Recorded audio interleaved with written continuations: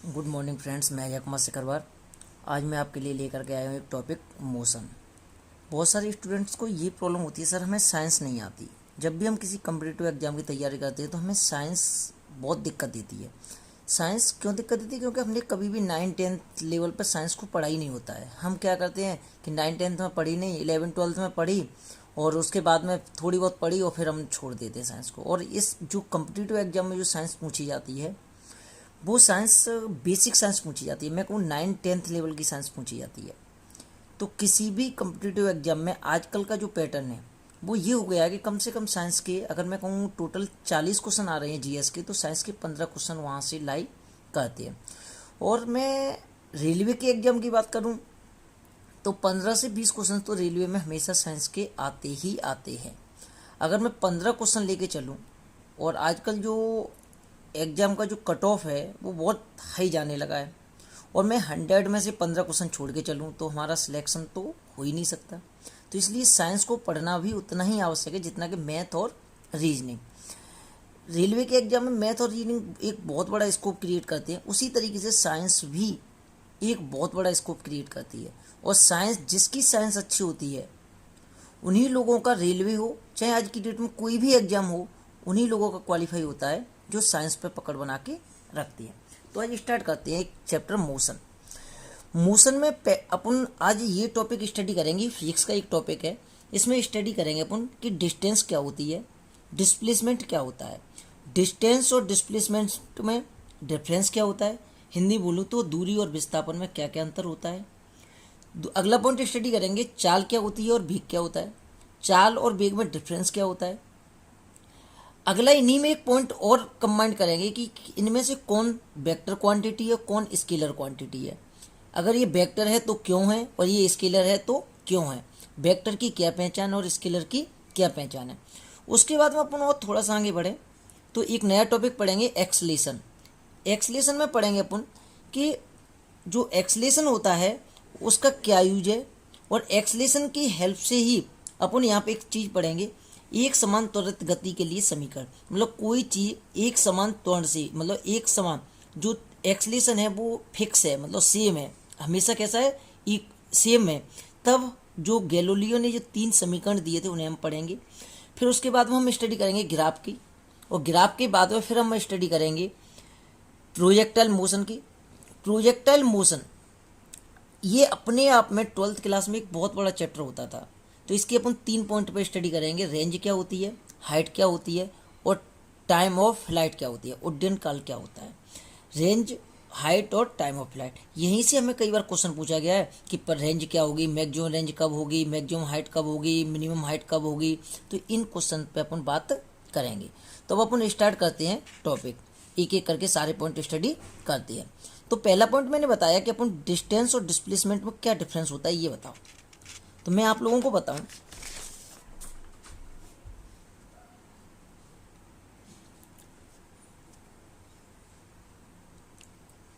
पहला पॉइंट हुआ distance. Distance क्या होता है कि जैसे कि मैं आप लोगों से कहूं कि कोई भी चीज, डिस्टेंस, और दूसरा हुआ डिस्प्लेसमेंट।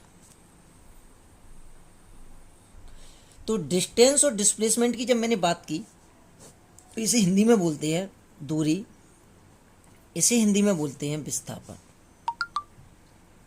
देखो, दूरी जो है और विस्थापन, जैसे कि मैंने कहा कि मैं एक पार्क के चक्कर लगा रहा हूँ, ये एक पार्क है जो ये 10 मीटर, ये 10 मीटर, ये 10 मीटर और ये 10 मीटर।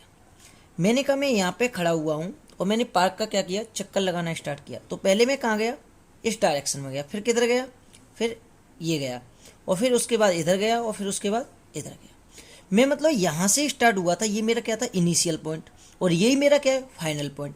अगर मैं यहाँ से कंप्लीट चलते हुए और यहीं पर आ गया, इसका मतलब मैं कहूँगा कि मेरा डिस्टेंस क्या है और मेरा डिस्प्लेसमेंट क्या है। कोई मुझसे पूछे मेरा डिस्टेंस क्या है और मेरा डिस्प्लेसमेंट क्या है, तो डिस्टेंस की जब बात करूँगा मैं, तो मैं पहले 10 मीटर इधर गया, फिर 10 मीटर इधर गया तो 20 मीटर, फिर 10 मीटर 30 मीटर, फिर 40 मीटर। तो जो डिस्टेंस थी वो कितनी कवर की मैंने, 40 मीटर। किसी चीज़ की जो पेरीमीटर होती है वो उसकी क्या है, डिस्टेंस एक तरीके से। तो मैंने इसकी जो पेरीमीटर कवर की, मतलब इसका जो पेरीमीटर था मैंने उसी पे चलना शुरू किया और मैं कितना चला 40 मीटर। अब पॉइंट आया मैं कितना डिस्प्लेसमेंट हुआ, तो डिस्प्लेसमेंट इनिशियल पॉइंट और फाइनल पॉइंट के बीच की डिस्टेंस, तो इनिशियल पॉइंट भी यही है और फाइनल पॉइंट भी यही है, तो इसका मतलब यहाँ डिस्प्लेसमेंट कितना हो गया, तो डिस्प्लेसमेंट की मैं कहूँगा कि 0 मीटर। तो इससे हमें समझ में आया कि जो डिस्टेंस होती है वो क्या होती है, कहीं पे भी चलो कहीं वो हमेशा ऐड होती है, मतलब पॉजिटिव होती है। डिस्टेंस हमेशा क्या होती है, ऐड होती है, पॉजिटिव होती है, इंक्रीजिंग ऑर्डर में होती है।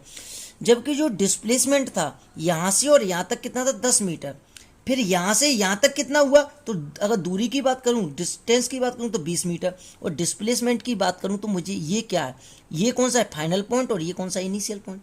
जब मैं यहाँ पर पहुँच गया तो ये डिस्प्लेसमेंट कितना हो गया, इतना, और जब मैं इस पॉइंट पे आ गया तो डिस्प्लेसमेंट कितना हो गया, 0। तो इस तरीके से हम डिस्टेंस और डिस्प्लेसमेंट में अंतर समझेंगे।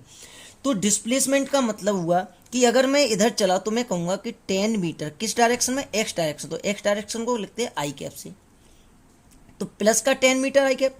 और इधर चला तो मैं कहूँगा 10 मीटर ही चला, लेकिन कैसे चला, जे कैप, ऊपर की तरफ चला तो प्लस। इधर चला तो माइनस का 10 मीटर, कैसा, एक्स डायरेक्शन माइनस, और इधर चला तो क्या लिखूंगा मैं, माइनस का 10 मीटर जे कैप। तो देखो इससे ये वैल्यू कैंसिल हो, इससे ये वैल्यू कैंसिल, तो जो डिस्प्लेसमेंट था वो कितना हो गया, 0। डिस्प्लेसमेंट कैंसिल हुआ क्योंकि इसके साथ में क्या चल रहा था, प्लस और माइनस, लेकिन डिस्टेंस के साथ में हमेशा क्या चलता है, प्लस। डिस्टेंस कभी भी नेगेटिव नहीं होती, डिस्टेंस हमेशा क्या होती है, पॉजिटिव होती है। लेकिन जो डिस्प्लेसमेंट है वो, अगर मैं यहाँ से यहाँ की बात कोई मुझसे पूछे तो डिस्प्लेसमेंट, अगर मैंने कहा कि कोई एक आदमी था यहाँ से चलना शुरू हुआ, ये पॉइंट उसके लिए इनिशियल पॉइंट है, पहले वो एक्स डायरेक्शन में गया, प्लस एक्स डायरेक्शन में कितना चला, 100 मीटर, 10 मीटर, फिर वो वापस आया तो फिर वो कितना चला, 10 मीटर, तो वो यहाँ से यहाँ गया तो प्लस का 10 चला, फिर वापस आया तो माइनस का 10 चला, फिर वो क्या हुआ कि यहाँ पे न रुक करके वो और इधर चला गया, कितना मीटर चला गया, 10 मीटर। तो अब नेट डिस्प्लेसमेंट कैसा हो गया कि इधर माइनस का है, तो देखो 10 से 10 तो कैंसिल हो जाएगा, माइनस, तो माइनस का 10 मीटर। तो यहाँ पे अगर मैं डिस्प्लेसमेंट की बात करूँ तो 10 मीटर, कैसा, माइनस का 10 मीटर।